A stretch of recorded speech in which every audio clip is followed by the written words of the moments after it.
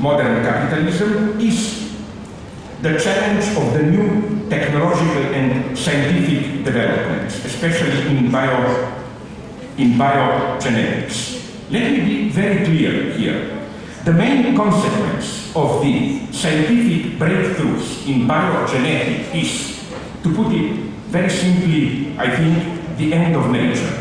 That is to say, once we know the rules of the construction of a natural organism, how it reproduces itself through its genome and so on, once we know this, natural organisms are transformed into objects amenable to manipulation. Nature, human and inhuman, is in this way desubstantialized. It's deprived of its impenetrable density. In our spontaneous understanding, nature is not what is out there independently of us. Nature is the density of our life world, which by definition is unfathomable, impenetrable. This is what I think is disappearing today. Because you see what is the trick. The trick is that once, and that's the big prospect of today's biogenetics, it's not only to manipulate through biogenetic interventions existing living beings, but to even, they use the term life number 2, like Earth 2 and so on, to create a totally new form of artificial life. But even if this is utopia, the point is that once you do this, then the natural life loses its natural character and becomes life number 1. You no longer again see nature as this breathing, living entity. It becomes a transparent mechanism. How to deal with the ethical consequences of this is, again, something that I think cannot be solved within the framework of capitalism. Then, last but not least, the crucial problem, the new forms of apartheid emerging today. New walls, people living excluded in slums. There were many theories about what does September 11th of 2001 mean.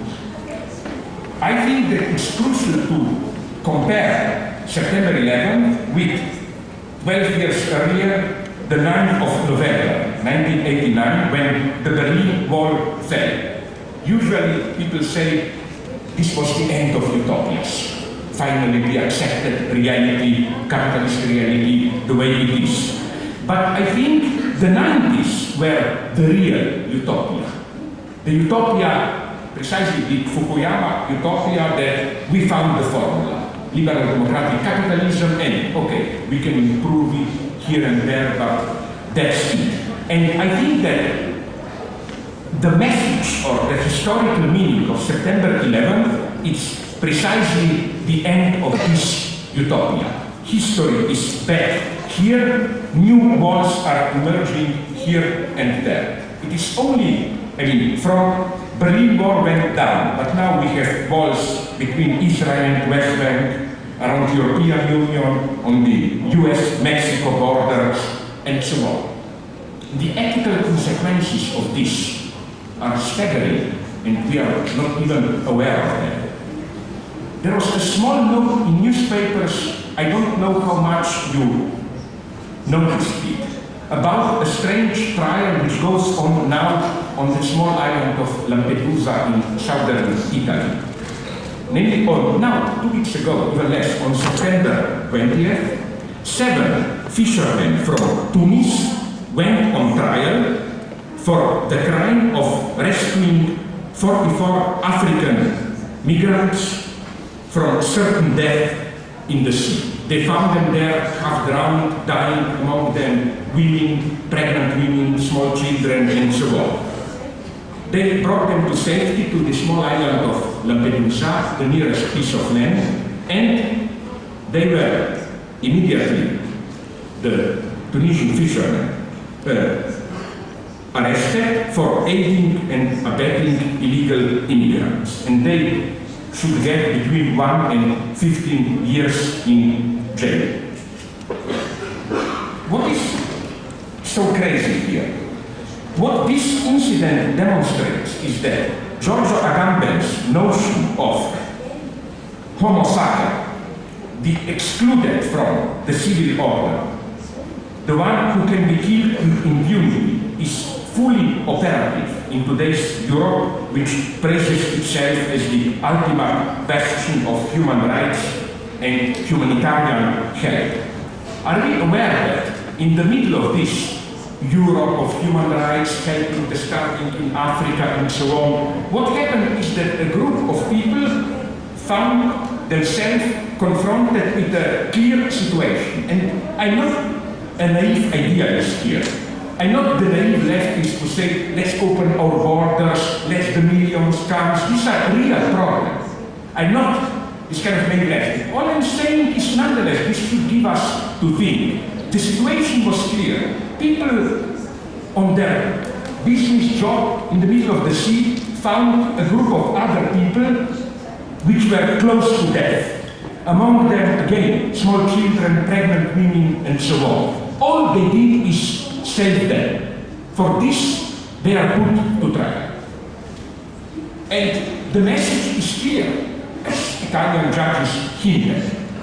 Namely that there are documented cases of opposite examples where fishermen encountered refugees on the sea close to death and they simply kicked them off, killed them. You don't get to trial for that. I think it is absolutely crucial not to oppose this as a kind of aberration to this new notion of liberal humanitarian health and so on and so on and so on. This is the obverse of today's humanitarianism. When we do humanitarian help, we do it so that the other stays there, so that the distance is maintained. Which is why I think that more and more, instead of the old class struggle, the new form of fundamental social division today is the gap between, to put it very simply, those who are inside and those who are outside of control. And this is a very interesting paradoxical phenomenon.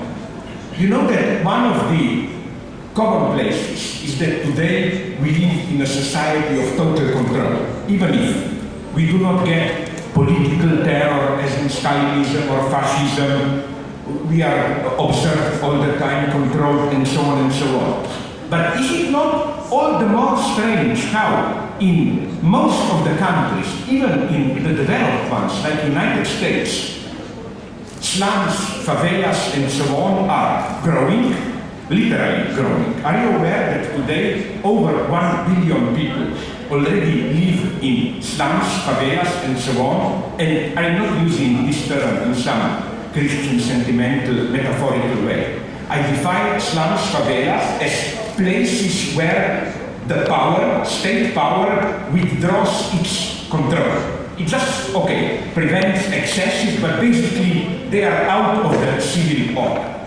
The story I like to evoke, I love it, is of the German, half dissident, half state writer from old German Democratic Republic, Christa Wolf, who reports how, in the days of German Democratic Republic, she brought her small daughter to that high TV tower in East Berlin, and from there you can see the West. Now, the East German map of West of Berlin area was a unique thing which I love. It was the map detail of the whole Berlin area, but the West Berlin island was white, blank, as if it's nothing there. And she, Christa Wolf, reports how when her small daughter looked from this tower into the west, says, "Look, mommy, it's not white there are people there," and so on, this surprise. Maybe that's what we should do. We have more and more in our states this kind of blank areas. I even think that if the principal task of the emancipatory politics of the 19th century was to break